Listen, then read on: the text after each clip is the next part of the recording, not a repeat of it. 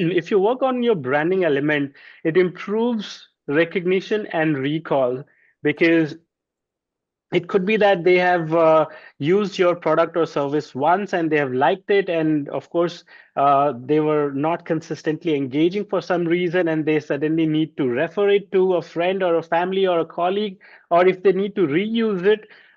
If you have built a branding around your business, it's much easier for them to straight away recognize and remember. Have a wow. That's I Nash. think, yeah, I think he agrees to me. He does. That's not All that's not right. all. So, in fact, it really helps in improving recognition and recall of the brand. And of course, that helps in um, resales, repurchases, references without incurring cost on marketing, isn't it? And 75% of consumers actually recognize a brand by a logo. So it's important that you start to work on the logo of your business. Many a times I've seen companies who have just a name as their branding elements everywhere because they have never worked on the logo itself. The Modivus logo that you see behind me, we took more than 3 months to come to this iteration of the final version. But then whoever sees it, they get excited and they ask for it. How is this whole element come into play? Of course, today is not the right time for me to explain it, but then yeah, people recognize this brand, the color, and they love it the way we have put in so much of thought. We've worked day and night on it to come to this logo. So that's important. And so, guys, if you're here online with us, you must start with your logo. Of course, logo is not the only thing, but then that's the starting point where people start to get recognizing you. Just think of Nike, so simplistic, just a tick, and everyone recognizes it, right? On the other side, if you see the logo of Starbucks, to me, it looks very complicated to really understand, but they have built so much of awareness around it that now people look at the brand and they immediately say, oh, that's Starbucks. Immediately without even saying words. Yep. Exactly.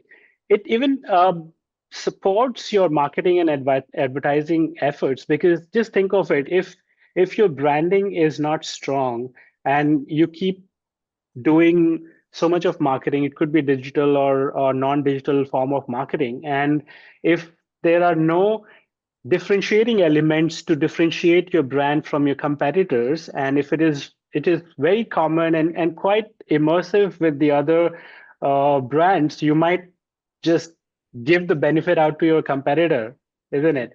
They might Yeah. think, oh, it looks like I saw this brand and it felt like good. The testimonials were good, so let me buy. And they might just go and buy your competitor's products, right? So that's how important is branding. Guys, you're not in the business for short term. I'm sure when you start your business, you start with a very, very, very long term in mind. So it definitely starts with branding. And In branding fact, is such, sorry, branding is such a fun part as well. Once you understand it, it's such a fun piece. And it also supports probably one of the biggest outlays that you'll have is in your employees. And think of the morale that it helps, and especially with recruitment, people want to come and work with you. You're promoting a great place to work and a fun environment. Remember when Google first and Facebook first came out in all of their offices and everybody was like, we get jelly beans or whatever it is, and it was just so different to everything that was out in the market for employment at that time, or just even wearing jeans every day to work rather than casual Friday or anything like that. And it's about this branding that is all about keeping, attracting, and then keeping really good staff members for you, because those people that are working for you, they're your brand. They're speaking and talking to your customers who need to be speaking in the brand voice as well.